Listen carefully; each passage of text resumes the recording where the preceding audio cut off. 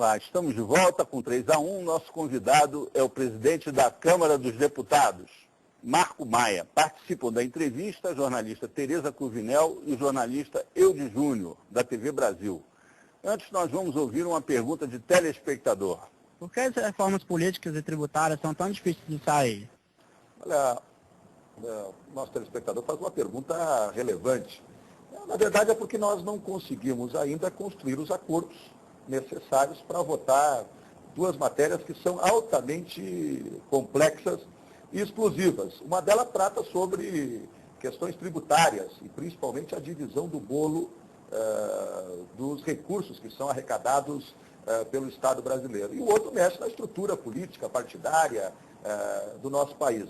A grande tarefa, talvez, e a grande responsabilidade que nós teremos no próximo período é exatamente a de construir os acordos necessários para votar essas duas matérias que, sem dúvida nenhuma, são prioridades para o país. Agora, todo o debate que nós temos que fazer é exatamente para isso, como construir esses acordos que possibilitem a votação dessas matérias. E votação de forma fatiada, pontual? Eu acho que isso pode ser uma possibilidade. Se nós não conseguimos construir um acordo que seja global, e que trate sobre todas as questões relacionadas à reforma tributária e à reforma política, nós podemos construir acordos sobre questões pontuais, que façam avançar o processo e que permitam que se possa ter mudanças nesta questão. A minha experiência sindical, volto lá atrás, e que participei de várias negociações pelo mundo afora, sempre me ensinaram que, às vezes, produzir um pequeno resultado é mais importante e fundamental para aquele momento do que você ficar estacionado no mesmo lugar sem trazer nenhum benefício e nenhuma solução para esses problemas que estão colocados para a sociedade brasileira. Presidente, a presidenta Dilma Rousseff, recentemente, numa conversa com jornalistas, disse que a intenção dela era dividir a reforma tributária em 3 ou 4 projetos e que talvez o primeiro projeto fosse a desoneração da folha de pagamentos.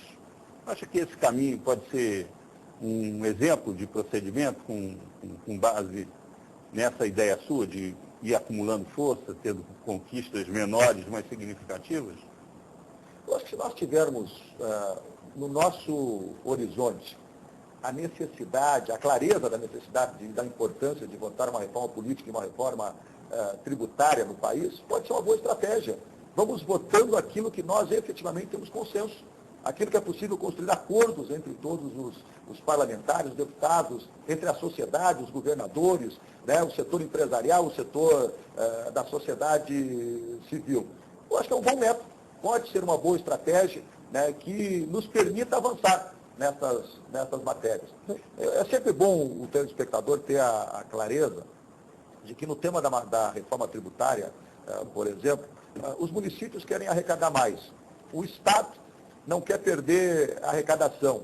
A União quer manter os mesmos recursos que possui para poder continuar fazendo investimentos. O cidadão, seja ele físico ou jurídico, quer pagar menos imposto ou quer diminuir a sua carga tributária. E a sociedade como um todo quer sempre a ampliação do serviço ou a contraprestação pelo imposto que é pago, feita de forma mais qualificada. O que nós precisamos é buscar um mecanismo que possa ajudar no atendimento de todas essas demandas e reivindicações que são justas, são legítimas, mas que precisam estar a serviço da dois sociedade tipos brasileira. de relação. Um é a relação do Estado com a sociedade, que é a arrecadação do imposto propriamente dita, né? E a outra relação é a partilha dessas receitas entre a União, os estados e os municípios.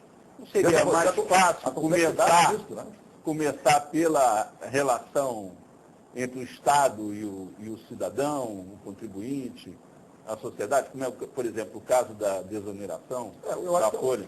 Eu volto a dizer, eu acho que pode ser uma boa alternativa. Eu, por exemplo, sou favorável à desoneração da folha de pagamento.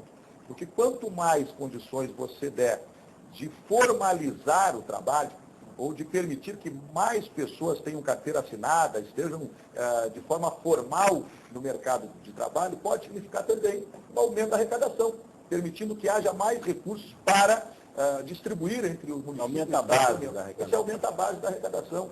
Então essa pode ser uma boa estratégia e pode dialogar com a possibilidade de ali na frente nós temos condições de aprovar, quem sabe, uma reforma tributária mais profunda, que estabeleça imposto único, que distribua melhor a arrecadação entre estados, municípios e a União, e que permita dar capacidade tanto ao município, estado e União de ter recursos para investir na melhoria da qualidade de vida do cidadão. Em relação à reforma tributária, a presidenta Dilma tem sinalizado interesse, até a propósito aí dessa metodologia que o Azevedo se referiu, como votar uma reforma tributária.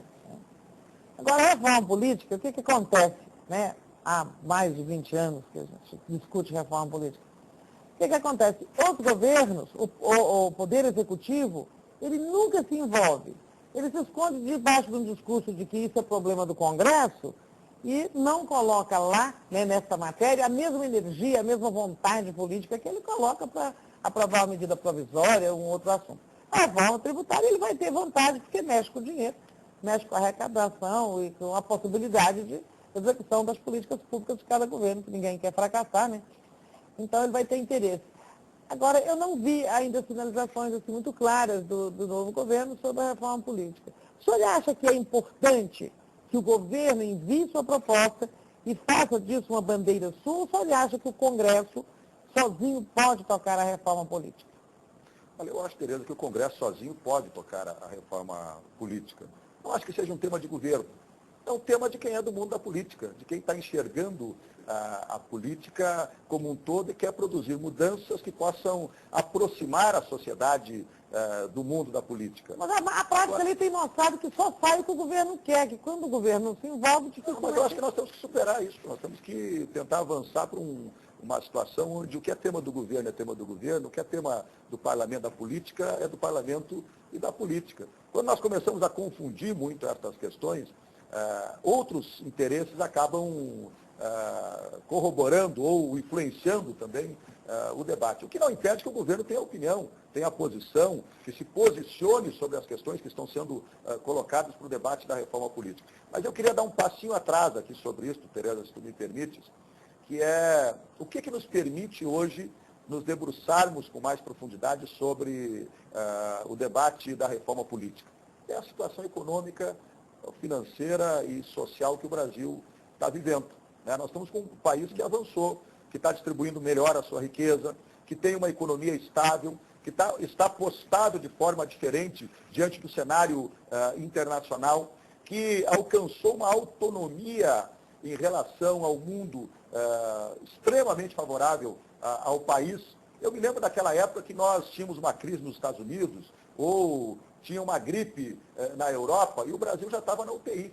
Nós já estávamos enfrentando aqui dificuldades, já se começava a discutir pacote econômico para poder superar os entraves colocados pela economia. Hoje, como a economia do Brasil está indo bem, nós temos 200 bilhões de reservas cambiais, nós temos uma inflação minimamente sob controle, nós temos uma taxa de juros que ainda não é o ideal, mas está muito menor do que era há 10 anos atrás, nos permite, nos coloca o desafio de dar a este país também uma condição política melhor, diferente, né, fortalecendo os partidos políticos. Então, eu acho que esta condição é que nos coloca esse desafio para o próximo período de poder tratar o tema da reforma política com mais exaustão, buscando acordos, consensos, dialogando com a sociedade como um todo, para que a sociedade também possa entender o que é a reforma política. Vamos tentar fazer isso aqui. Porque eu acho que mais do que isso, Tereza, mais do que o governo influenciar no debate da reforma política, mais do que os políticos debaterem o assunto, nós precisamos fazer com que a sociedade brasileira incorpore no seu dia a dia o debate sobre a reforma política.